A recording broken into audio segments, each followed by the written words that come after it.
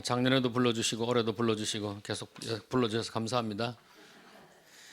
올해 이제 코로나가 조금 이제 상황이 나아져 가지고 저도 이제 인도네시아 들어갈 수 있어서 너무 감사하고요. 떠나기 전에 이제 한국 사역의 마지막 오늘이 공식적으로 하는 마지막 사역이 되고 이제 다음 주부터는 인도네시아 교회 가서 하루는 다음 주는 안 되겠구나. 호텔에서 자가격리해야 됩니다. 이어서 이제 아마 선교제 갈 것 같습니다. 우리 같이 한번 기도하겠습니다. 하나님 감사합니다. 오늘 또 주님께서 세우신 통하는 교회, 주님과 통하고 세상과 통하고 열방과 통하는 교회에 와서 하나님의 말씀을 대언고자 합니다. 하나님께서 이 추수감사주의를 맞이하여 저희에게 꼭 필요한 하나님의 음성을 들려주시기만을 바랍니다. 당신의 종의 입술을 주관하사 하나님의 영광이 되는 말씀을 전하도록 도와주시고 인간의 생각과 방법 제거하시고 오늘 이곳에 오신 성도님들께서 이 코로나 위기 가운데에서도 잘 견딜 수 있도록 주님께서 격려하시고 도와주시기만을 간절히 바랍니다. 살아가신 말씀을 인하여 감사드리며 주님 영광 받기를 간절히 바라며 예수님의 이름으로 기도하였습니다. 아멘. 제가 우리 김중량 목사님 사실은 제 선교 사역에 아주 귀중한 분이에요. 선교 32년 제가 선교하고 2년째 하고 있는데 작년에 와서도 한번 잠깐 말씀드린 바가 있는데 제가 선교하면서 아주 어려웠던 시절이 있었습니다. 아주 어려웠던 시절. 그것이 바로 제가 저희가 사는 도시가 이름이 살라티카예요. 인도네시아는 섬이 많은데 자바섬 아주 중심되는 섬이 자바섬입니다. 그 자바섬의 중부에 있는 그 도시 이름이 살라티카라는 곳이고 인구는 한 20만 명 안 되는 그런 작은 도시예요. 그런데 거기가 교통의 요지입니다. 교통의 요지.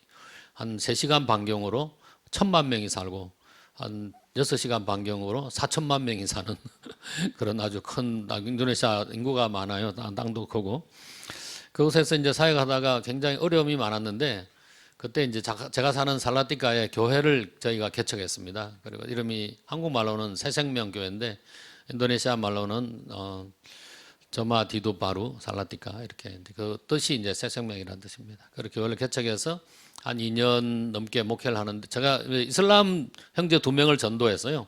그 2사람이 저희가 이제 인도네시아 다른 현지 교회를 보내면은 이 현지 교회들이 새로 전도되어 온 사람들을 잘 이렇게 양육을 못 하는 거예요. 제가 그런 경험이 한 번 있었어요.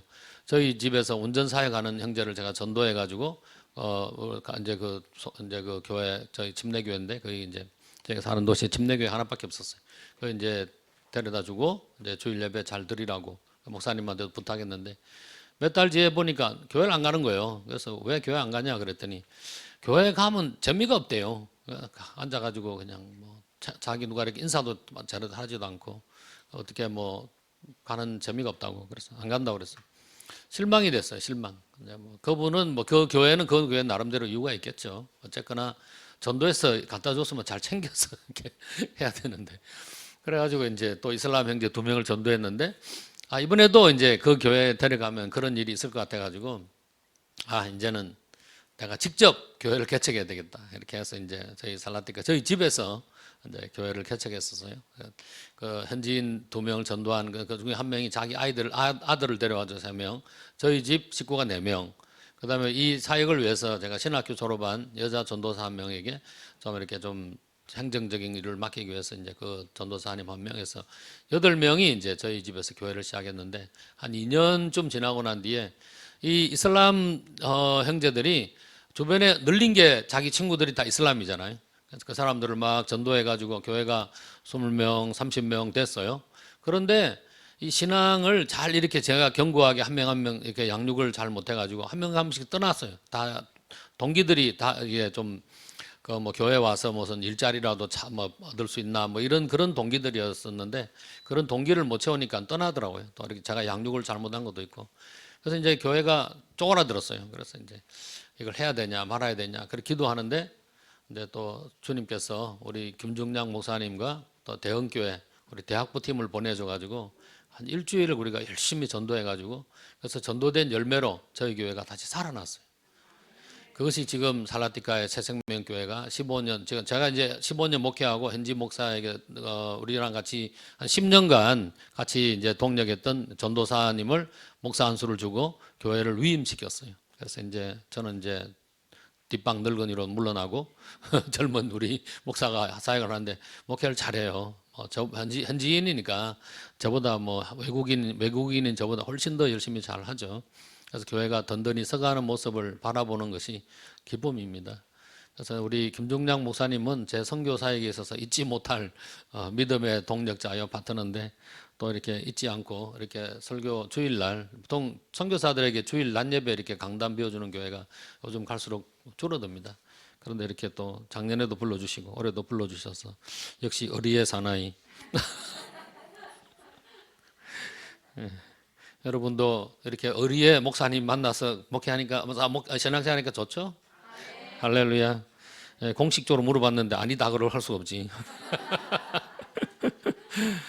야, 제가 이제 감사의 삶에 대한 추수감사절 예배에 설교를 부탁받아가지고 고민을 많이 했어요. 보통 이제 선교 보고를 많이 다니는데 이제 설교를 해야 되니까 뭐 선교지에서도 설교를 하니까 뭐 설교하는 자체는 뭐 힘들지 않은데 이렇게 이제 한국 교회에 와서 설교하는 것이 선교사가 설교하는 것이 성도님들에게 무슨 은혜가 될까 생각했어요. 설교는 담임 목사님이 잘 하시는 거니까 형편도 알고. 근데 선교사인 제가 뭔 설교를 할까 고민하다가 저희가 올해 작년 12월 달에 제가 아는 목사님이 하는 그 온라인 세미나에 제가 초대를 받아서 들어갔는데 그게 감사의 삶이라는 그런 세미나였어요. 작년 말에. 그래서 감사의 삶을 들었는데 내용이 너무 좋은 거예요. 그래서 1월 달에도 듣고 2월 달에도 듣고 몇 번 감사의 삶을 제가 여러 번 이제 신청해서 들었었어요. 그리고 이제 우리 교회 살라티카에 있는 교회에 올해 표어가 감사하는 한 해입니다. 네, 감사하는 한 해. 그래서 추수감사주일 날 설교를 뭘 할까 하다가 감사의 삶이라는 제목으로 하면 좋겠다는 생각이 들었어요. 그래서 1년 동안 저희가 했던 감사의 삶에 대한 경험을 좀 나누어 드릴까 합니다. 이제 우리가 사람이 살다 보면은 자기가 어떤 인생을 살 것인가라는 그런 어떤 좌우명 같은 게 있어요. 근데 보통 부모님들이 이제 그런 좌우명을 가진 부모님을 만나면 행복합니다. 근데 그런 좌우명이 없는 집안에 없는 분들은 이제 자기가 사는 동안에 뭔가 어떤 표어라든지 이런 좌우명을 하나 이렇게 발견하거나 만들거나 해서 그런 걸 만들어 놓으면은 그것이 자기의 일생을 살아가는데 어떤 지탱을 해주는 힘이 될 수도 있다고 봐요. 제가 인터넷 들어가서 이제 좋은 좌우명을 한번 찾아봤습니다. 좌우명 찾아보니까 여기 이제 이런 좌우명들이 있어요. 좌우명이 이제 뭐 성경 구절도 가능하고 뭐 좋은 걸도 가능한데 앞만 보고 가자. 내 인생에 뒤란 없다. 흐르는 물처럼 살자. 후회하지 않는 사람이 되자. 현재에 충실하며 내일을 준비하자. 최고보다는 늘 최선을 다하자. 자기 자신에게 떳떳한 사람이 되자. 인연을 소중히 여기자. 의가 아닌 것은 취하지 말라. 원칙이 곧 지름길이다. 하여튼 감사 나눔 홈페이지 들어가면 엄청나게 많습니다. 맞는데 여기 이제 좌우명이 많은데 여기 보니까 감사에 관한 좌우명은 없어요. 감사.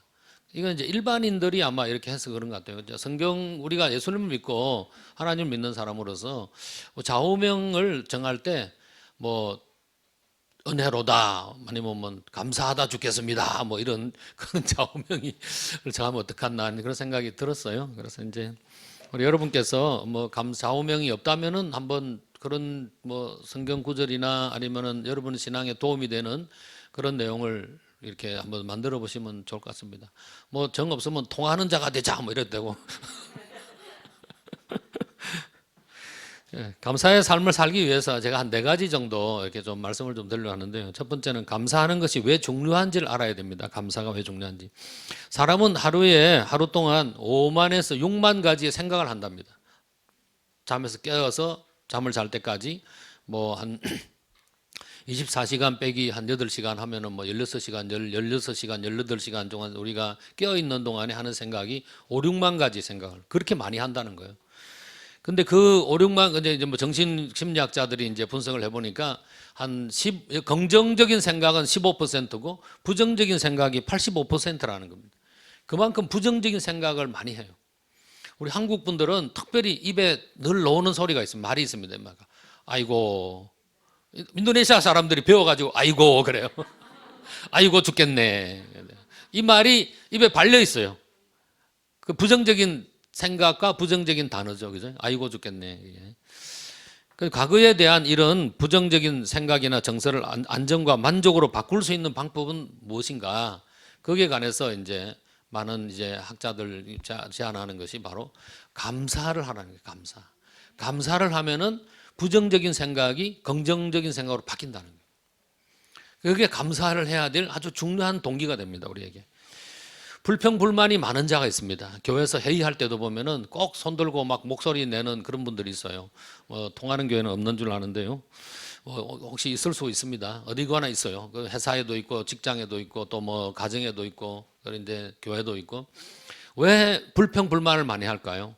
그런 분들은 굉장히 어떤 면에서는 그 비판적인 생각을 갖고 있고 그런 불평불만하는 사람들의 의견이 도움이 될 때가 있습니다. 도움이 회의를 하다 보면은 이렇게 비판적인 말을 하는 사람의 의견이 도움이 될 때가 있어요. 근데 비판적인 게 아니라 막 비평하고 막 굉장히 부정적으로 나쁘게 말하는 사람들의 특징이 뭐냐면은 되게 그 마음 속에 썬뿌리가 있다는 거예요. 썬뿌리. 그 썬뿌리는 어디서 오냐면 어렸을 때 부모님이나 형제 간에서 형제 자매 간에서 생긴 상처들로 난 겁니다. 대개 부모들로부터 그런 상처를 받을 때 이게 선뿌리가 되는 거예요. 선뿌리. 그 선뿌리를 그럼 어떻게 해야 될 거냐? 선뿌리를 빼내야 되잖아요. 그걸 위해서 보통 교회에서 하는 게 내적 치유 세미나 같은 걸 합니다. 내적 치유.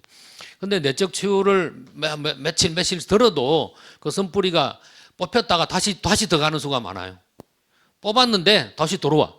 그죠? 나쁜 생각이 나갔다가 다시 들어오는 거예요. 그 성경에도 그런 말 했잖아요. 사단을 한 명, 사단 마귀를 뽑아냈는데 그가 나가서 친구 7마리를 데리고 들어오더라. 나쁜 생각이 더 들어오는 거예요. 그러니까 내적 치유했다고 이 사람이 완전한 평안을 하는 평안한 그런 삶을 산다는 보장은 없어요. 그런데 이 내적 치유를 배울 때 저도 내적 치유 인도네시아에서 많이 강의하고 이렇게 하는데 내적 치유의 핵심은 그겁니다. 감사하는 삶을 살도록 만드는 거죠. 매일매일 감사하면은 내적 치유 필요 없어요. 감사를 못하니까 감사하도록 만들기 위해서 내적 치유 세미나를 하는 거거든요. 자, 그래서 우리가 감사를 하게 되면은 이렇게 불평불만이 줄어들고 이제 그런 삶을 살 수 있습니다. 두 번째는 감사의 유익을 알아야 합니다. 유익을. 이거 좀 거꾸로 생긴 거꾸로 올라갔어요. 다시 눌러주세요. 한 번 더 눌러주세요. 이게 아니 그다음에 한 번 더 눌러. 그러면은 첫 번째 마음의 유익. 이게 좀 클릭을 제가 설정을 잘못했네요. 감사는 네 가지 유익을 보통 말합니다. 내가 첫 번째는 마음의 유익이 있습니다. 잠언 12장 25절에 성경 말씀을 제가 빨리 읽겠습니다. 근심이 사람의 마음에 있으면 그것으로 번뇌하게 되나 선한 말은 그것을 즐겁게 하느니라. 두 번째는 육체의 유익이 있습니다. 잠언 15장 13절 마음의 즐거움은 얼굴을 빛나게 하여도 마음의 근심은 성령을 상하게 하느니라. 이 감사를 많이 하는 사람은 이 몸에서 면역력이 생긴답니다. 면역력. 요즘 코로나 확진되고 그래서 사망하는 분도 있고 한데 왜 그러냐? 코로나가 면역을 공개해요. 면역을. 그렇기 때문에 면역력이 강한 사람은 이 코로나를 이길 수 있다는 거죠. 기저질환 있는, 저도 나이가 60 넘었는데 기저질환 있는 나이 많은 분들이 코로나 걸리면 많이 돌아가셔요. 왜냐하면 면역력이 떨어져서 그렇습니다. 그래서 면역력을 키우기 위해서 비타민 C, D를 먹으라고 하는데 그것도 좋지만 감사하는 삶을 계속 감사의 말을 계속 하다 보면은 면역력이 이렇게 생기고 늘어난다는 것입니다. 그다음에 감사의 유익 이제 세 번째는 생활의 유익이 있습니다. 에베소서 5장 19절 20절 시와 찬송과 신령한 노래들로 서로 화답하며 너희의 마음으로 주께 노래하며 찬송하며 범사의 우리 주 예수 그리스도 이름으로 항상 하나님께 아버지 하나님께 감사하며 감사를 많이 하는 사람은 대인관계가 좋다는 겁니다. 다른 사람과의 관계가 좋아질 수밖에 없죠. 조금만 한 것도 감사합니다. 뭘 해도 감사합니다. 넘어져도 감사, 일어나도 감사, 코가 깨져도 감사, 자녀가 시험에 떨어져도 감사. 늘 감사하다 보면은 그것이 이분을 하여금 긍정적으로 만들고 주변을 밝게 만들게, 밝게. 할렐루야. 여러분들도 감사하시기 바랍니다. 목사님이 설교할 때 왜 나는 안 쳐다보나? 왜 다른 나이가 젊은 여자만 쳐다보나? 할렐루야. 그건 감사할 필요 없어요. 하여튼 뭐 좌우간 주변에 생기는 이런 여러 가지 현상 가운데에서 내가 감사를 늘 하다 보면은 그것이 우리의 삶의 유익이 됩니다. 아버지는 마지막으로 영적인 유익이 있습니다. 시편 50편 23절에 감사로 제사를 드리는 자가 나를 용화롭게 하나니 그의 행위를 옳게 하는 자에게 내가 하나님의 구원을 보이리라. 하나님께서 우리를 구원해 주신다는 거죠. 감사를 늘 하는 사람을 하나님은 돌아보십니다. 불평 불만하는 사람을 하나님은 좋아하지 않아요. 그런데 늘 긍정적으로 하나님을 찬양하고 하나님께 감사합니다라고 고백하는 자를 하나님께서는 기억하십니다. 할렐루야. 세 번째는 하나님의 주권을 인정해야 됩니다. 감사는 언제 할 수 있느냐 하면은 하나님께서 이 세상을 통치하신다. 하나님이 나를 지으셨도다. 이런 그런 고백이 있을 때 가능합니다. 시편 100편 3절에 여호와가 우리 하나님이신 줄 너희는 알지어다. 그는 우리를 지으신 자요 우리는 그의 것이니 그의 백성이요 그의 기르시는 양이로다. 하나님의 주권을 우리는 매사에 인정해야 됩니다. 추수감사절 예배를 우리가 드리는 이유가 있습니다. 이것은 유래가 성경적 배경이 있고 역사적 배경이 있습니다. 성경적 유래는 이스라엘 민족이 지키던 세 절기, 이스라엘의 절기가 있습니다. 절기. 이제 우리나라도 뭐 절기도 있지만 이스라엘 여기에 보면 유월절, 오순절, 그리고 수장절이라는 세 절기가 있는데 이제 출애굽기 23장 14절 16절로입니다. 유월절은 이스라엘이 출애굽한 것을 기념하는 절기이며 오순절은 맥추절 7절이라고 부르는데 첫 수확을 기념하는 절기이며 초막절이라고도 불리는 수장절이 수확에 대해 감사하는 추수감사절의 유래로 볼 수 있습니다. 너는 내 밭에 심어놓은 곡식의 첫 열매를 가지고 맥추절을 지켜라. 내가 밭에서 내 곡식을 거두어 모으는 연말에는 수장절을 지켜라. 추수감사절은 추수한 첫 열매를 하나님께 드리는 날입니다. 내 재물과 내 수확물의 첫 열매로 여호와를 공경하여라. 그래야하면 내 창고가 가득히 차고 내 포도주 통에 새 포도주가 넘칠 것이니라. 할렐루야. 여기 이제 앞에 멋있는 우리 추수감사절 이렇게 예물들이 올라와 있습니다. 뭐 아까 목사님 이거 볏집은 어디서 났냐 그러는데 어디서 잘라왔는지 모르겠어요. 일단 이렇게 좀 잘 만들어서 하나님께서 감사히 받으실 것 같습니다. 그렇다고 제사 예물은 아니잖아요, 그죠? 감사 예물이에요. 근데 이제 여기 이제 우리 한국이나 미국이나 이런 나라는 사계절이 분명하잖아요. 그래서 이제 봄에 씨를 뿌리고 이렇게 해서 이제 가을에 추수를 합니다. 그런데 열대지방 저희가 사는 인도네시아는 사계절이 없어요.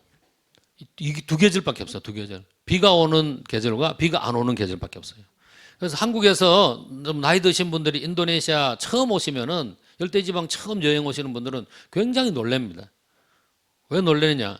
이렇게 시골길을 차를 타고 쭉 가는데 이 논 있잖아요. 논밭에 이쪽에서는 논에 이제 씨를 뿌리고 볏집에 이제 씨를 뿌리고 있고 뭐 이렇게 이제 볏단을 주시고 한쪽에 가면 자라 있고 푸르게 자라 있고 한쪽에 가면 추수를 하고 있어요.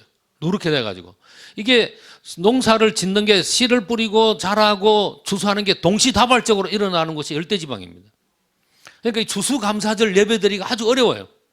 추수를 언제 해? 맨날 하는데. 그 추수감사절 인도네시아에서 예배드리기가 좀 힘들어요.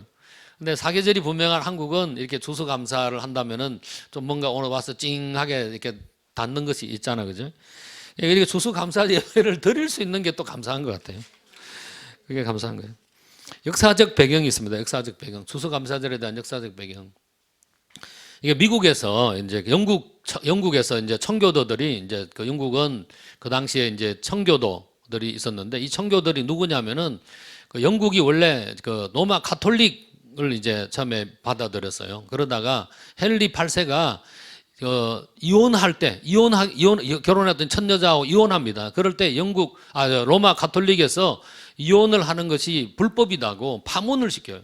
그러니까 영국 의회가 결의해가지고 영국은 로마 가톨릭에서 벗어나서 자기들만의 종교를 만들겠다. 기독교 종교. 그게 바로 성공회입니다. 성공회. 이 성공회가 이렇게 보면은 껍데기는 가톨릭이고 속은 개신교. 이게 짬뽕돼 있는 것이 성공회예요. 그런데 이 순수한 개신교인들이 이 성공회에 대해서 반발심이 생겨가지고 생긴 게 바로 퓨리탄 청교도라는 청교도. 우리는 순수한 하나님을 믿는 그런 집단이다 해서 퓨리탄이라는 그 청교도가 생겼습니다. 이 청교도들 때문에 이 사람들이 그 성공회 그 사제들이나 또 정부로부터 영국 엄청난 많은 핍박을 받습니다. 그래서 그들이 배를 타고 도착한 것이 바로 그 신대륙인 미국이에요, 미국. 그때 타고 간 배가 메이플라워. 근데 이 메이플라워에 타고 간 사람들이 102명이라는데 어떤 데는 120명이라고 그러고 102명이라는데 이곳에 102명이 전부 다 청교도는 아니었다는 거예요. 근데 그 중에서 상당히 많은 사람들이 이제 신앙의 자유를 찾아서 미국으로 건너갔는데 그들이 그 도착하자마자 배가 뭐 난파하고 겨울철이고 해서 겨우겨우 간 것이 이제 미국의 지금 뉴 잉글랜드 맥사추세츠에서 가까운 거기 항구에 도착했는데 거기서 이제 배를 사람들이 내려가지고 1년 동안 엄청나게 많이 고생합니다. 그 도착한 사람 중에 44명이 죽었다고 그러더라고요. 1년 사이에 죽고.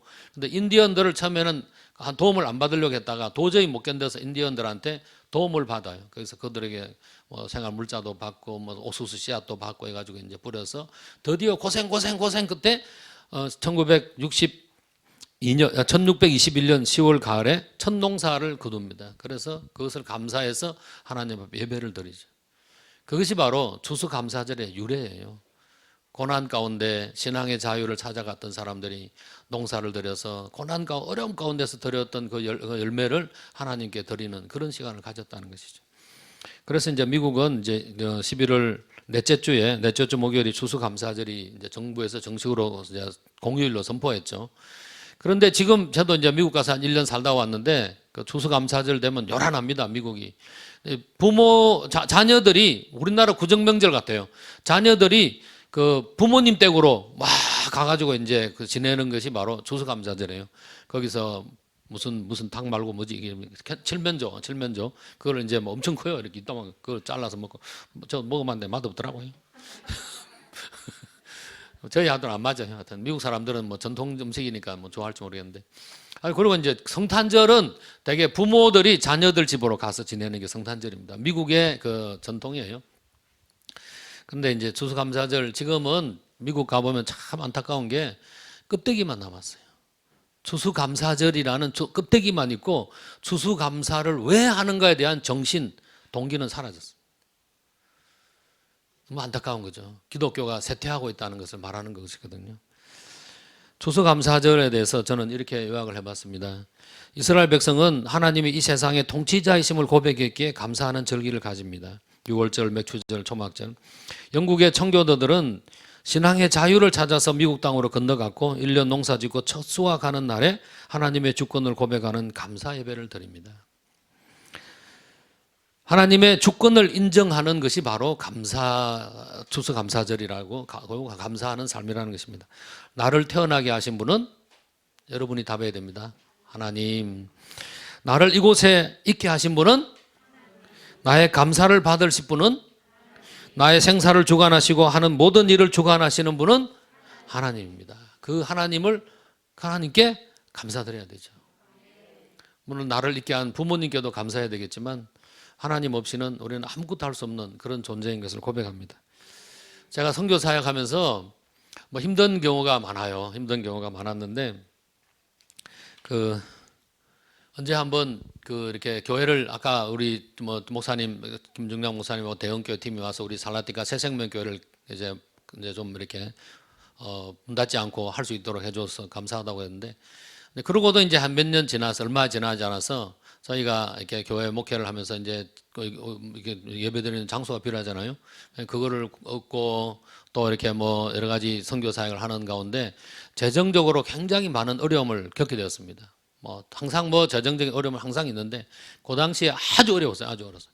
그래서 이제 기도를 하면서 하나님 어떻게 하면은 저희가 이 어려운 재정을 이렇게 좀 막을 수 있을까요? 채울까요? 기도하면서 제가 미국과 한국을 가서 모금을 좀 해야 되겠다. 그런 생각을 하고 이제 기도를 하고 있는데 어느 날 갑자기 저희가 사는 중부자와 말고 동부자바 끝에 있는 소라바야라는 인도네시아 제2의 도시입니다. 한국 같은 부산 같은 곳인데 그곳에 아주 제일 큰 교회가 임마누엘 침례교회.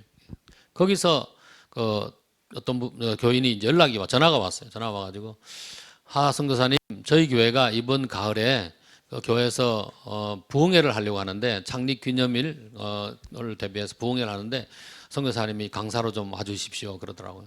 제가 전화 받자마자 자기가 그 부흥회 준비위원회 위원장이라고 그러는 거예요. 제가 이런지하에 거절했습니다. 안 간다고.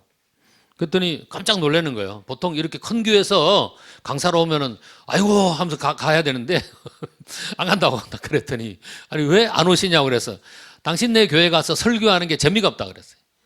아니 왜 재미가 없냐 해서 아니 이렇게 설교를 하면은 사람들이 아멘 할렐루야 아멘 하고 답을 해야 되는데 조용해 그 교회. 제가 옛날에 가서 한번 설교하면 했었어요. 근데 막 조용하더라고요. 그래서 아이 난 재미가 없다고. 설교하면 아멘 하고 좀 하다 또 해야지 이거지. 할렐루야. 이렇게 아멘이 나와야 되는데 이 아멘이 안 나와. 아멘이 얼마나 강사가 재미가 없겠어요. 아니 뭐 주일날 목사님이 설교할 때 아멘 하도 안 하고 그러면 괜찮아요. 상관없어요. 뭐 매일. 근데 이게 특별 집회죠. 부흥회 가면 이렇게 아멘 하고 답을 해줘야 되는데 이게 박자가 서로 맞아야 이게 되는데 신나는데 그죠? 없어요. 그래가지고 그리고 또 이제 찬송가에 있는 찬송밖에 안 부르는 거예요. 그 교회는 복음성가 부흥회 하려면은 좀 막 힘나고 막 이렇게 신나는 노래도 부르고 해야 되는데 성령이 왔다가 가는 교회예요. 그래가지고 안 간다고 그랬어요. 그랬더니 그러시냐고. 그러면 자기들이 목사님하고 또 위원들하고 다시 한번 얘기해 보겠노라고 그러더라고. 뭐 얘기하든지 말든지 뭐. 나는 미국 가야 되는데. 그래가지고 이제 그러고 있었는데 이제 성경을 읽고 어느 날 제가 금식을 하게 됐어요. 금식을 하면서 미국 가야 되느냐 말이냐 결정해야 돼. 금식을 하는데 성경 이사야 30 근데 이사야서를 금식을 하는 동안 이사야서를 쭉 읽고 있는데 이사야 31장 1절을 읽는데 거기에 그런 말씀이 나오는 거예요. 너희가 도움을 청하기 위하여 애굽으로 가지 말지어다. 말과 병거를 의지하지 말지어다.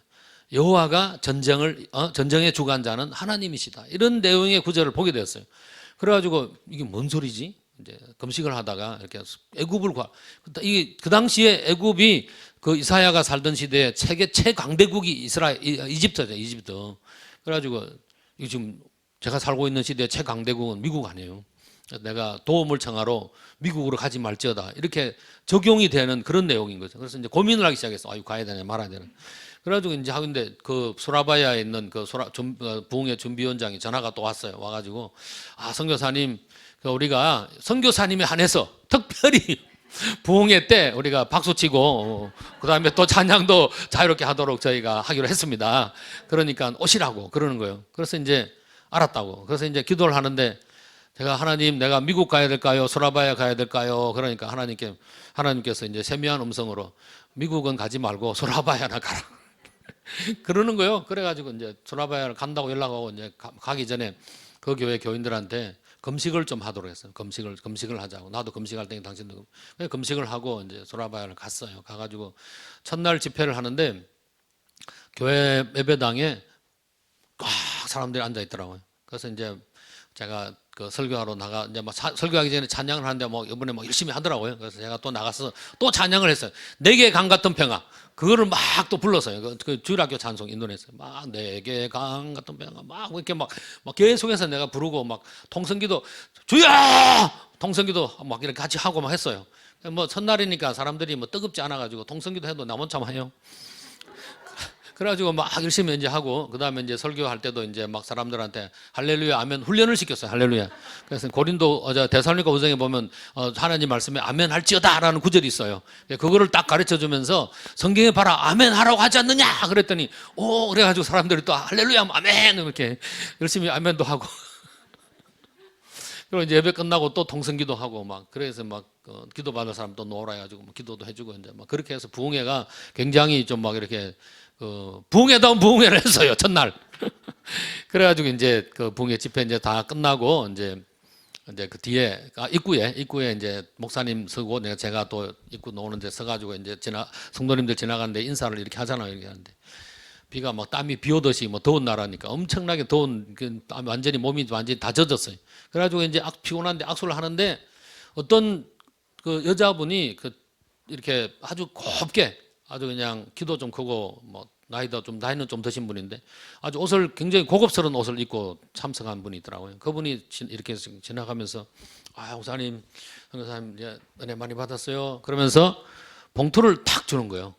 이 봉투를 이렇게 목사님을 통해서 받아야 편한데 직접 받으면 굉장히 불편합니다. 옆에 담임 목사님이 서 있잖아요. 근데 탁 받으면 잽싸게 빨리 착 넣으세요. 불편하니까 목사님 옆에 있는데 그냥 탁 넣었어. 탁 잡으면 이제 선교 사역 한 30년 하다 보니까 봉투 탁 잡으면 얼마인지 대충 합니다. 탁 잡으니까 얇아요.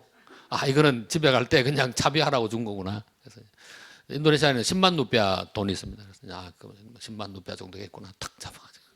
그 이제 집에 이제 호텔에 가서 도착해가지고 이제 궁금하잖아요. 봉투의 내용이. 그래가지고 그거를 이제 딱 뜯어보는데 수표 맞아, 수표. 너 영안이 있다. 너 앞으로 목사 돼야 되겠다. 아, 이게 보니까 수표요, 수표. 그래가지고 내가 깜짝 놀랐어요, 깜짝. 그러니까 액수가 이게 이거 뭐 공이 많어, 공이 이렇게 세어보니까 처음 받아보는 큰 아주 굉장히 많은 액수였어요. 아유, 너무 흥분해가지고 잠이 안 오더라고요. 그래가지고 그 다음 날 또 이제 부흥회 둘째 날 갔어요. 첫날이 금요일이었어요. 둘째 날 아침에 이제 갔더니 그 부흥회 준비위원장이 막 반갑게 오더니 선교사님, 어제 우리 교회 부흥회 역사상 제일 많이 왔다는 거예요. 그래서 아유, 그러냐고. 나는 그냥 앉은 자리에 다 앉았으니까 그런가 했어요.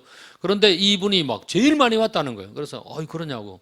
그래서 이제 오늘 저는 오늘 토요일이니까 이제 또 보니까 나중에 막 중간중간에 의자를 또 놓더라고요, 이렇게. 근데 둘째 날인데 막 어제보다 더 많이 왔어요.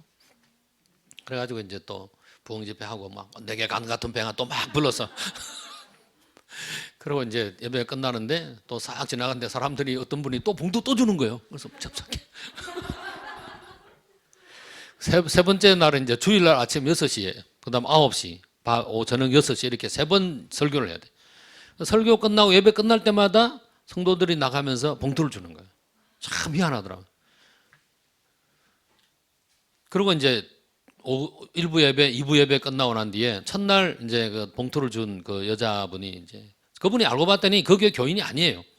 아들이 교회를 다니는데 이분이 이제 사업이 이제 자카르타에도 집이 있고 소라바에도 집이 있는데 그 아들이 있고 자기 모친이 병원에 입원해 있는데 이제 소라바를 방문한 거예요. 근데 예배 끝나고 나가면서 이분이 나한테 와가지고 선교사님, 제가 모친이 병이 들어서 지금 병원에 입원해 있는데 사실은 오늘 내일 떠나는 날만 기다리고 있습니다. 그런데 선교사님 오늘 설교 말씀, 어제 계속 설교 말씀을 들으면서 자기가 은혜를 받았는데 우리 선교사님이 와서 기도해 주시면 좋겠다고. 그러면 저희 어머니가 회복될 것 같다는 그런 믿음이 온다고 그래서 와서 기도 좀 해달라는 거예요. 첫날 봉투 많은 액수 받았는데 안 간다면 못 하잖아요. 뭐 그런 거 안 받아도 가야 되는데. 그래가지고 이제 알겠다고 점심 먹고 몇 시에 가겠다고. 병원 어디냐 그러고. 그는 병원에 갔어요. 병원에 가가지고 이제 막 엄청 피곤했는데 갔어요. 근데 이게 돈 많은 부잣집이라서 그런지 병실을 아주 1등실에 놓고 이제 막 할머니 한 분이 누워 있는데 탁 보니까 아주 곱게 이렇게 생긴 할머니가 병실에 누워 있는 거예요. 그래서 이제 내가 손을 얹고 다 기도를 하는데 저는 그런 체험 이런 체험이나 이런 거 별로 없어요. 그런데 손을 얹고 기도를 막 하는데 갑자기 음성이 들려오는 거예요. 하나님, 이 할머니가 지금 아파 있는데 참 이렇게 하나님께서 이 할머니를 좀 고쳐주시길 바랍니다 하면서 막 기도를 하고 있는데 갑자기 음성이 들려와요. 이 여자를 내가 고쳐줄 수 없다 그런 거예요, 하나님이. 그래서 아니 왜 그러세요? 하나님 왜 이제 기도 중에 대화를 하는 거죠. 그래서 하나님 왜 고쳐줄 수 없나요? 그랬더니 죄를 졌기 때문에, 이 여인이 죄를 졌기 때문에 내가 그를 도와줄 수 없나라고 그러는 거예요. 그래서 아니 왜 하나님 무슨 죄를 졌는데요? 그랬더니 그 말은 하나님 안 알려주세요. 그래가지고 이제 막 기도해서 뭐 죄를 용서해 주세요. 그러면 용서해 주세요. 막 그 죄 용서에 대한 기도를 막 하고 그러면서 또 그래도 하나님 불쌍히 여기사 낫게 해주시고 저쪽 하면서 이제 기도를 하고 끝냈어요. 그리고 나와가지고 이름은 잊어버렸는데요. 그분한테 이제 아니 저기 만나가지고 이제 밖에 나와서 만나가지고 아니 어머니가 혹시 뭐 하나님 앞에 뭐 잘못한 거 있나요? 내가 그랬어. 그랬더니 깜짝 놀래더니 요즘 안 하는데 그러는 거예요. 그래서 뭘 하는지 내가 알게 뭐예요. 근데 아주 안 하는데 그래. 근데 옆에 있던 아들이 손자가 아니야 엄마 요즘도 하셔 그래서 아니 뭘 하셨는데 이 할머니가 예수님 믿기 전에 절에 다녔어요. 절에 다닐 때 불공 드릴 사람들 보통 이제 시주하잖아요. 그죠? 그래서 이게 이렇게 하는데 이분이 옛날에 살던 데서 멀리 떠나와 있는데 그 옛날 다녔던 절에 돈을 보내주는 일을 계속 하고 있는 거예요. 예수 믿고 난 데도 돈을 계속 보내주는 거예요. 그걸 하나님이 아시고 이 분을 기쁘게 생각하지 않는 거예요. 그것이 기도하는 가운데 밝혀진 거예요. 여러분, 저는 이 할머니가 나중에 뭐 완전히 회복되고 뭐 이랬으면 좋겠는데 그렇진 않았어요. 나중에 이제 돌아가셨긴 했는데, 근데 그 하나님께서 그 가족의 마음속에 믿음을 불어넣어 주셨어요. 믿음을. 자기 어머니의 문제를 알게 되고 그걸 해결할 수 있는 길을 알게 된 것에도 감사하다고 그러더라고요. 저는 이 사건을 겪으면서 하나님의 주권을 경험했습니다. 저는 미국 가려고 그랬어요. 돈을 먹으면, 선교비를 먹으면 미국 가려고 했는데 하나님이 막으셨어요. 그리고 수라바야 가라고 했어요. 근데 그 수라바야에서 미국 한국 갔다 오려면 항공료 들잖아요. 그죠? 거기 가서 또 얼마나 모금 해올 건가에 대한 아무런 그런 계획도 없어요. 그런데 단순히 미국 가겠다고 했는데 하나님 그걸 막으시고 제가 수라바야에 가서 부흥 집회를 하도록 하시고, 그러면서 그곳에서 정말로 내가 미국 갔다 와도 될 만한 그런 선교비를 하나님이 채워주시더라고요. 그 교회를 통해서 그 교회 성도를 채워주시고. 그리고 또 놀라운 사실은 그 부흥회가 끝나고 돌아왔는데 그때 그 기도했던 그 아주머니가 여자 자매가 뭐 집사님이라고 할게요. 그 여자 집사님이 나중에 매달 저희한테 선교원금을, 굉장히 많은 액수의 선교원금을 1년 넘게 보내줬어요. 할렐루야. 그리고 그곳에서 만났던 그 교인들이 제가 나중에 우리 살라티카에서 우리 청소년들을 훈련하는 그런 아데사라고 하는 기숙사를 세우고 선교 사역하는데 재정 후원을 해주고 나중에 선교 단체를 세웠는데 그분들이 이사들이 되어줬습니다. 한 번의 부흥 집회를 통해서 하나님께서는 제가 안고 있던 많은 문제들을 해결해 주시고 제가 하는 선교사에게 대로와 같은 길을 닦아 주셨어요. 이것이 바로 하나님이 하신 일입니다. 우리는 어려움을 당할 때 세상적인 방법을 찾죠. 인간이기 때문에 어쩔 수 없어요. 그것을 우리가 잘못했다고 말할 수는 없습니다. 그러나 우리가 조금 생각을 바꿔서 하나님의 주권을 나를 지으시고 여호와가 우리 하나님이신 너희가 알지어다. 그는 우리를 지으시니요 우리는 그의 것이니 그의 백성이요 그의 기르시는 양이로다. 할렐루야. 그런 고백을 한다면은 하나님께서 우리의 인생을 책임져 주지 않겠습니까? 그래서 우리의 입에서 감사가 녹도록 하나님 만들어 주신다는 것이죠. 마지막으로 감사의 삶을 살기 위해서 하나님을 섬길 수 있는 기회와 환경을 주신 것을 찬양해야 합니다. 시편 100편 2절 4절에 기쁨으로 여호와를 섬기며 노래하면서 그의 앞에 나아갈지어다. 감사함으로 그의 문에 들어가며 찬송함으로 그의 궁정에 들어가서 그에게 감사하며 그의 이름을 송축할지어다. 여러분, 감사는 언제 합니까? 자기가 모든 것이 좋을 때, 이렇게 선물을 받았을 때, 진급을 했을 때, 결혼을 했을 때, 취직을 했을 때, 대학에 들어갔을 때, 그럴 때 감사하는 게 아닙니다. 그건 당연한 거예요. 그러나 어려운 환경 속에 있을 때, 뭐 시험에 떨어졌을 때, 뭐 병에 걸렸을 때나 어떤 상황에 불리한 환경이 있더라도 우리 그때 하나님께 감사할 수 있어야 돼요. 내가 어려운 환경 속에서도 내가 잊지 말아야 할 것은 이런 환경 속에서도 내가 하나님을 섬길 수 있어야 된다는 것이죠. 여러분, 어떻게 사람을 전도합니까? 전도하는 방법은 많은 다양한 방법이 있지만 감동을 줘야 사람들의 생각이 바뀐다는 말이 있어요. 우리가 감사를 어떻게 고백할 때 그것이 그 사람에게 감동이 되도록 해줘야 한다는 것이죠. 그럼 어떻게 감동이 될까요? 제가 어떤 부활이라는 책을 읽었는데 거기에 나오는 우리 어떤 교인 한 명이 춘천 한마음교회 교인인데 암으로 병원에 입원했어요. 암을 치료하는데 70몇 번 이렇게 치료를 받는데 벌써 죽어야 되는데 안 죽고 살아있는 게 기적이죠. 근데 이분이 암에 걸리지 않았을 때 병원에 가서 사람을 전도하면 병원에 있는 사람들이 시큰둥하게 받는다는 거죠.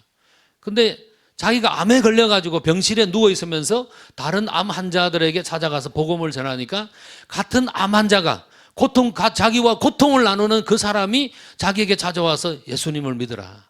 그러니까 그 사람들이 마음의 문을 열고 예수를 믿더라는 거죠. 많은 사람을 전도하게 됩니다. 암에 걸려서 죽음의 고비를 달리면서 전도했을 때 오히려 사람들의 마음에 감동이 있게 되고 그것을 통해서 받아들이는 거죠. 감사는 그럴 때 한다는 것이죠. 무엇이 30년을 버티게 하였는가? 제가 선교사역 32년 했는데 무엇이 저로 하여금 32년 동안 선교 현장에서 버티게 했는가? 제가 선교사 후배들에게 전하는 말이 있습니다. 배신의 쓴맛을 보지 않고 선교지 갈 생각하지 말라. 눈물로 밥을 말아 먹지 않고 선교에 대해서 말하지 말라. 그만큼 선교 현장은 압력이 심한 곳입니다.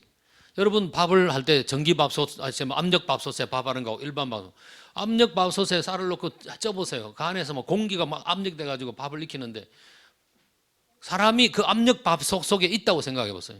얼마나 고통스럽겠습니까? 그것이 바로 선교의 현장이라는 것이죠.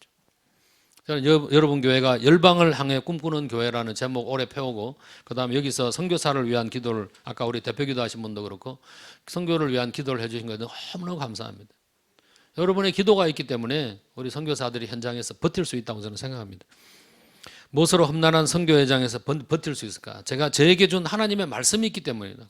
빌립보서 4장 6절 7절 말씀인데, 아무것도 염려하지 말고 아마 모든 일에 기도와 간구로 너희 구할 것을 감사함으로, 여기서 중요한 것은 감사함으로입니다. 감사함으로 하나님께 아뢰라. 그래야면 모든 지각에 뛰어난 하나님의 평강이 그리스도 예수 안에서 너희 마음과 생각을 지키시리라.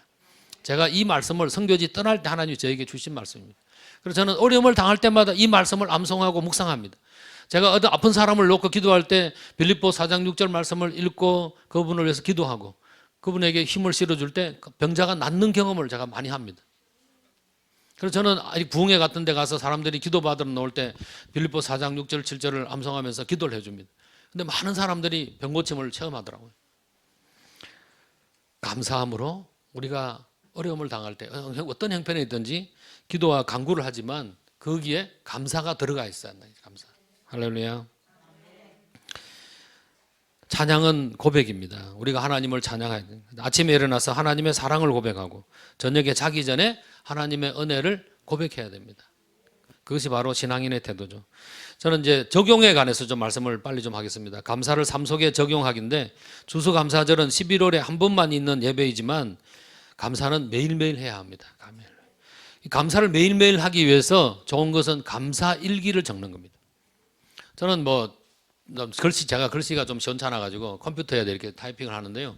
그래서 이제 매일매일 제가 감사 컴퓨터 파일 하나를 10월 달 2021년 10월 달 해가지고 이제 10월 1일 해가지고 이제 감사 내용 세 가지, 네 가지, 그 다음에 기도 내일의 소원 해가지고 기도 제목 한 두세 가지 이렇게 적어서 제가 적을 뿐만 아니라 주변에 있는 사람들 중에 몇몇 사람을 택해서 감사 나눔을 합니다. 이걸 적기만 하면은 재미가 없어요. 이걸 적은 거를 나눌 수 있어야 돼요. 나눌 때 그 적는 것이 점점 더 구체화됩니다. 노트에 적을 때, 아니면 컴퓨터에 타이핑을 할 때 내가 오늘 하루 종일 뭐 했지? 이 생각해보면 갑자기 머리가 하얘져요. 근데 앉아서 컴퓨터 자판을 두드리기 시작하면은 오늘 아침에 이런 일 해서 기억이 나요. 그래서 그거를 이제 적으면서 감사를 하나님께 드리고, 그 다음에 이 내용을 제가 이제 한국에서는 3명의 가정교회 목자들한테 보냅니다. 한국이 아니고 3명 목자인데, 제가 하는 분이 이제 한국에 있는 어떤 교회 싱글 목장의 목자 1명, 그다음 미국 어스턴 교회의 목자 1명, 그다음에 시드니에 있는 목자 1명, 이렇게 해서 이제 나누고, 그다음 우리 인도네시아에서는 저희 청년들 몇 명하고 나누고 목회자 몇 명하고 나누는데, 이제 제가 의무감으로 해요. 의무감. 근데 이 의무감이 오히려 저를 하여금 계속 각성시키는, 감사를 하도록 만들어줘요. 그래서 여러분께서 뭐 목장이든 아니면은 뭐 구역이든지 이렇게 해서 한번 이렇게 구역장이랑 해서 목사님이랑 하셔도 좋고, 하여튼 감사 나눔을 한번 해보시면 좋을 것 같습니다. 여기서 중요한 거는 내가 먼저 해야 한다는 겁니다. 제가 감사 나눔해서 나누는데 내가 한 일주일 어디 뭐 바쁜 일에서 안 하면은 사람들이 안 해요. 그 내가 개인적으로 왜 안 하지 물으면 해야 되는데, 그러고 이제 또 내가 올려주고 또 하고 격려를 계속 해주면은 그 감사 나눔, 서로 나눔이 이루어지더라고요. 감사를 삶 속에서 정하는데, 이제 백감사가 있습니다. 백감사 이야기 들으셨나요?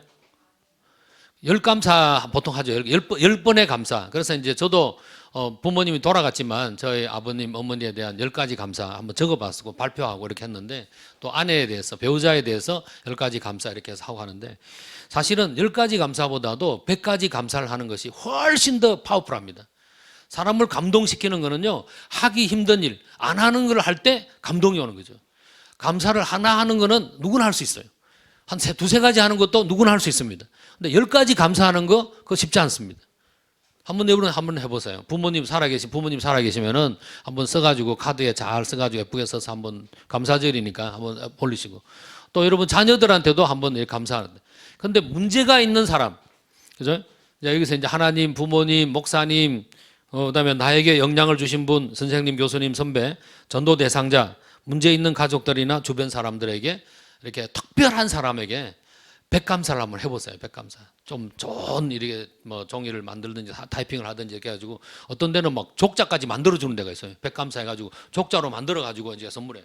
목사님 생일 때 아니면 뭐 성탄절 때 이렇게 성도님들이 막 이렇게 백감사 한번 써가지고 한번 탁 한번 해보세요. 목사님 감동받아가지고 막 어떻게 계속 살아계실려나 모르겠어요. 제가 우리 목장에 있는 저도 이제 족자 갈았다 목장을 하는데 그 목장에 청년 한 명에게 백감사 써서 준 적이 있어요. 내가 다 백감사 한 건 아니고 나는 막 우리 목원들이 10감사씩 해가지고 10개씩 적어가지고 그 친구한테 이제 이렇게 한 명이 담당해서 이제 탁 해가지고 모양을 멋지게 만들어서 이제 줬고 이제 나중에 읽어보라 했는데 굉장히 감동하더라고요. 이제 계속 해야 되는데 한 번 하고 말았어요. 저도 이제 이번에 이게 감사를 삶 속에 적용하기를 이걸 써보면서 한번 또 해야 되겠다 싶어요. 특별히 전도 대상자에게 한번 해보면 참 좋습니다. 근데 제가 이제 백감사에 대해서 이제 감사의 삶이라는 세미나를 들으면서 그 간증을 들었는데 안나묵 목사님이라고 있습니다. 안나묵. 나중에 여러분들 유튜브에 가서 안나묵 목사 이렇게 한번 쳐보세요. 그러면 주르륵 나오는데 이 안나묵은 제가 시간이 없어서 이제 간단하게만 소개하겠습니다. 왕언니 교회 안에 미국에 이제 한인교회를 목회하는 분인데 미국에 있는 교회는 이제 이 외국인들하고 결혼한 사람들이 많은 그런 교회들이 있는 교회에 이분이 이제 부임을 해서 갔는데 거기서 이제 왕언니 교회 권사님 중에 좀 나이가 있고 또 오래된 그 교회 오래된 분이 이제 나이가 드신 분이 왕언니래요. 왕언니. 그래서 왕언니가 이 목사님의 생사 여타를 주관해요.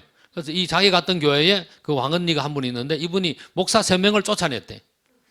그래서 자기가 가기 전에 마음을 단단히 먹고 그 왕언니하고 갈등을 하지 않기 위해서 굉장히 이제 노력하면서 이제 목회를 하는데 아니나 다를까 한 2, 3년 지나니까 이분하고 틀어졌대요. 떨어져가지고 이 왕언니가 막 자기 얼굴도 안 쳐다보고 막 굉장히 저를 힘들게 한대. 그래서 이제 자기가 이 교회를 떠나야 되나 말아야 되나 그러다가 이분이 어느 날 그런 생각을 했다는 거예요. 내가 떠날 생각만 하지 말고 이 왕언니에 대해서 나쁘게만 생각하지 말고 이분에 대해서 좋은 점이 없는가 한번 찾아보자. 그러면서 이제 한번 이렇게 기록을 해봤대. 기록을. 그랬더니 나중에 백감사를 쓰게 된 거예요. 이분이. 그걸 쓴 거를 다 타이핑해가지고 이제 프린트를 잘 해가지고 이분 밤에 이제 이분 집하고 그 왕언니 집하고 좀 먼가 봐요. 그래서 밤에 이제 차를 타고 몇 시간 가서 거기다가 이제 집 앞에다가 이렇게 걸어놓고 밤중에 낮에 만나고 못 적으니까 걸어놓고 평일날인데 왔대요. 근데 주일이 이제 다가오는데 굉장히 궁금한 거예요. 이 왕언니가 그 자기가 썼던 백감사를 보고 어떤 반응을 할까. 근데 굉장히 이제 기대 반 또 두려움 반 염려 반 이렇게 해가지고 이제 교회를 탁 갔는데 교회에 탁 들어가자마자 이 왕언니가 자기를 탁 보더니 막 뛰어오더니 목사님! 하면서 끌어안고 눈물을 그래가지고 이 왕언니와의 갈등이 백감사로 해결이 됐어요. 뿐만 아니라 이 왕언니가 이 목사님이 하는 목회의 절대적인 지지자가 되어졌어요. 그리고 백감사 세미나하고 가면 이 왕언니가 막 스포트 해주고 막 그런 거예요. 그러면서 관계가 풀리고 아주 굉장히 목회 그 어떤 그 새로운 전환점이 됐다는 거예요. 근데 이분이 또 딸이 있어요. 딸인데 지독하게 말 안 듣는 딸이 있더래. 사춘기 때 보통 자녀들이 말 안 듣잖아요. 너무너무 말을 안 듣더래. 그래서 자기가 이 딸에게 백감사를 썼다. 백감사. 그래가지고 그 딸에게 줬는데 그 딸이 감동 먹고 완전히 180도로 사람이 바뀌었대. 그러면서 공부 안 하던 아이가 공부해가지고 반에서 1등하고 미국의 좋은 대학 들어가고 영국 옥스퍼드로 들어가고 그런 경험을 했고 또 이분이 사위가 아니고 사위 후보 교회 청년들 중에 그 해병대 갔다 온 청년이 해병대 미국에서 우리 한인 자녀들이 해병대 간다면은 공부 못하는 애들이래요. 근데 그런 애들이 이제 이 젊은 청년이 자기 딸을 좋아한대. 근데 자기 딸하고 애하고 못 만나게 자기가 했다, 못 만나게. 근데 왜 못 만나냐면 이 젊은 청년이 늘 하는 말이 부정적인 말이에요. I don't care, I don't know. 뭐 이런 나는 몰라요, 관심 없어요. 뭐 이런 말만 한다는 거예요. 그래서 자기가 딸을 소개하고 싶지 않았대. 그런데 딱 이제 그 해병대 제대하고 와가지고 목사님, 제가 목사님 따님이랑 좀 사귀고 싶습니까? 이분이 안 돼. 그래서 왜 안 돼요? 그러니까 제가 대학을 안 나와서 그러나요? 대학이 문제가 아니고 너는 다 나오가 안 된다 그랬더니 그럼 목사님 제가 어떻게 하면 목사님하고 이렇게 자녀 목사님 딸하고 결혼할 수 있습니까? 사귈 수 있냐 그러니까 그러면 너 우리 집에 와가지고 매일 30감사를 써라. 그리고 그걸 쓸 때 한국말로 써라. 얘가 이제 미국에서 1.5세인데 한국말을 잘 못한대요. 그래가지고 이제 목사님 생각에는 매일 와서 30감사를 어떻게 써요? 그래가지고 이걸 또 한국말로 어떻게 써? 이건 포기하고 떨어질 줄 알은 거예요. 그런데 이 청년이 매일 목사님 집에 와서 딱 30감사씩 쓰면서 이렇게 해가지고 한 달간 쓰라는 거예요. 한 달간. 근데 한 달간 30감사를 한국말로 썼다는 거예요. 그래가지고 기특해가지고 그럼 사겨라 그랬어요. 근데 이 청년이 나중에 굉장히 아주 외교관도 되고 하여튼 뭐 그런 이야기 스토리가 있는데 자세한 거는 유튜브에다가 들으시면 되고요. 하여튼 여러분 이렇게 감사하는 삶이 나의 삶을 바꿀 뿐만 아니라 다른 사람의 삶에도 큰 영향을 끼친다는 걸 기억하십시오. 마지막으로 이제 저도 이제 나이가 들어서 은퇴할 때가 다 돼가지고 이제 어느 은퇴에 관련된 책을 보는데 그 책에 묘비명을 써라는 준비하라는 말이 있다. 묘비 죽었을 때 무덤 비석을 세우잖아요. 그게 묘비명. 나의 묘비명이 있나요? 그게 이제인데 한번 이렇게 제가 한번 뽑아봤어요. 노벨상 수상자 조지 버나드 쇼는 우물쭈물하다 이렇게 끝날 줄 알았다. 이게 묘비명이에요. 웃겨요. 소설가 어니스트 허밍웨이는 일어나지 못해 미안하오. 그다음 아이브람 링컨은 국민에 의한 국민을 위한 정부는 영원할 것이다. 프란시스 베이컨은 아는 것이 힘이다. 이렇게 적었대요. 저도 한번 좌우명과 모비명을 생각해 봤습니다. 그래서 이제 이렇게 내가 좌우명을 삼고 나의 묘비명을 삼으면 좋겠다는 생각이 들어서 한번 적어 봤습니다. 하나님께 감사하며 살게 되어서 영광입니다. 여러분 감사의 삶은 긍정적인 생각으로 살게 합니다. 유익한 것이 많습니다. 마음의 유익, 육체의 유익, 생활의 유익, 영적인 유익. 하나님의 주권을 인정하게 됩니다. 하나님께 섬길 기회와 환경을 주신 것을 찬양하게 됩니다. 여러분께서 이 추수감사주의를 맞이하여 감사가 생활화되는 귀한 분 되시기를 주님의 이름으로 축원드립니다. 감사합니다. 기도하겠습니다. 하나님 아버지, 주님께서 세우신 교회에 와서 또 이렇게 감사의 삶에 대해서 하나님 말씀과 선교사에게 경험 또 여러 가지 역사적 이야기를 하게 되셔서 감사합니다. 주님께서 우리 성도님들 한 분 한 분마다 오늘부터 감사하는 삶을 살도록 하시고 특별히 감사의 길을 쓰는 그런 분들 되게 도와주시옵소서. 또 여러 가지 어려운 환경에 있는 자들에게 100가지 감사를 써서 줌으로써 관계가 회복되고 또 복음이 전거되는 통로가 되게 하여 주시고 마음에 상처가 있는 자녀들이 회복되고 부모님도 자녀들과 서로 화목하게 되는 통로가 되게 하여 주소서. 하나님께서 영광 받아 주시기를 간절히 바라며 예수님의 이름으로 기도하였습니다. 아멘.